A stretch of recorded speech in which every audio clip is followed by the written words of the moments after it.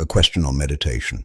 Has sitting quietly to observe thought any value? An exploration by Krishnamurti.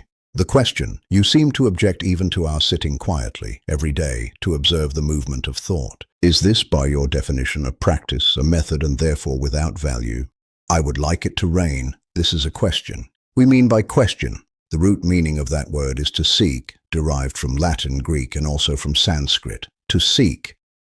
Now the questioner asks, what is wrong with sitting quietly every morning for 20 minutes, afternoon another 20 minutes, and perhaps another 20 minutes in the evening or longer? What is wrong with it? The examination. I do not know if you have heard of that ridiculous meditation that is practiced by those who TM. Have you heard of all that transcendental meditation? The word transcendental is a good word, but it has been ruined.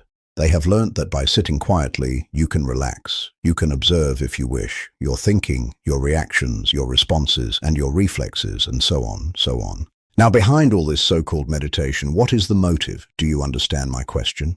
What is the motive of all those people who sit quietly? I don't know why they sit quietly, sitting quietly by themselves, or together, or in a group. What is the motive behind the desire to sit quietly for half an hour every day, and so on, so on?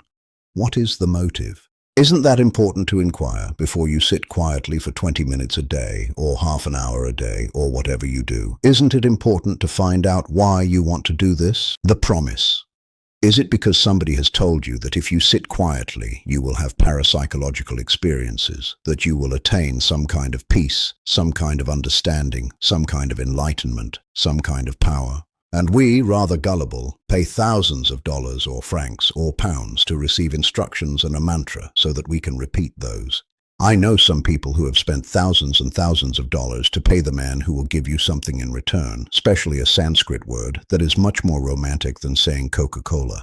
You have paid something and you have received something in return, and what is the motive behind it? If you go into it, ask yourself why you are doing this. Is it for a reward? Not financial reward, but a psychological reward. The urge. Is it that by sitting quietly you attain some kind of super consciousness, or is it that you want that which has been promised by your instructor? So isn't it important, before we plunge into all this kind of business, to find out why, what is your motive, what is it you want? Isn't it important? But you see, we don't do that. We are so eager and gullible that somebody promises you something and you want it. Now, if you examine the motive, it is a desire to achieve something. Like a businessman, his desire is to earn a lot of money. That is his urge. Here, the psychological urge is to have something that you think the other man, a guru or an instructor, you know, all the rest of it, promises. You don't question what he promises. You don't doubt what he promises. You don't say, do you do it?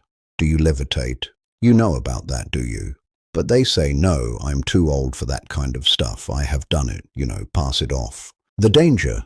But if you question the man who is offering you something, is it worthwhile? Is it true? Who are you to tell me what to do?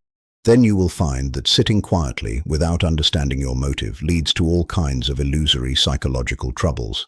And the speaker has met, dozens and dozens and dozens of such people, and they have mentally become gradually unbalanced, slightly neurotic, and something psychologically goes wrong. Don't accept my word for all this. You can see it in your own faces if you are doing it. So, if that is the intention of sitting quietly, then it isn't worth it. Naturally, another way, but sitting quietly, or standing or walking, without any motive. The word motive means movement, the power to move. And when you are walking quietly by yourself or with somebody, you can watch the trees, the birds, and the rivers, and the mountains, and the sunshine on the leaves, and so on, so on. And in the very watching of all that, you are also watching yourself, not striving, making tremendous efforts to achieve something. I know those of you who are committed to all this, to the other kind of meditation, find it awfully hard to throw it off because your mind is already conditioned. You have practiced this thing for several years, and you are stuck. And somebody comes along and says what nonsense all this is, and perhaps at a rare moment you become rational and say, yes, perhaps this is wrong. Then begins the trouble. The conflict between what you have found for yourself to be wrong and what you have been practicing for the last 5, 10, 3 years. And the struggle is called progress, spiritual progress. You understand all this? The chattering mind. So, if you have observed, the mind is always chattering, right? Always pursuing one thought or another, one set of sensory responses to another set of series of responses.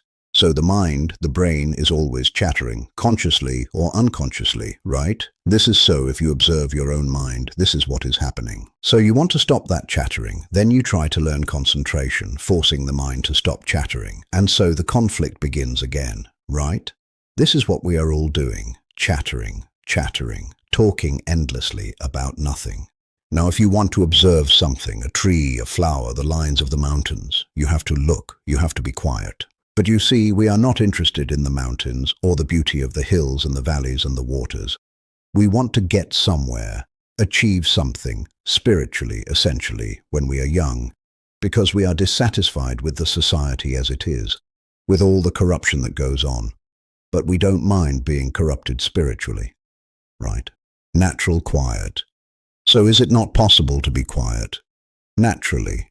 To look at a person, or to listen to a song, or to listen to what somebody is saying quietly, without resistance, without saying, I must change, I must do this, I must not do that, just to be quiet. And apparently that is most difficult, so we practice systems to be quiet. Do you see the fallacy of it? To practice a method, a system, a regular everyday routine, then you think the mind will at last be quiet. But it will never be quiet. It will be mechanical. It will become set in a pattern. It will become dull, insensitive, but you don't see all that, but you want to get something. An initiation, oh, for God's sake, it is also childish. True listening. So if you listen, now I hope we are listening, if you listen quietly, not saying he is right or wrong. I am committed to this. How am I to give it up?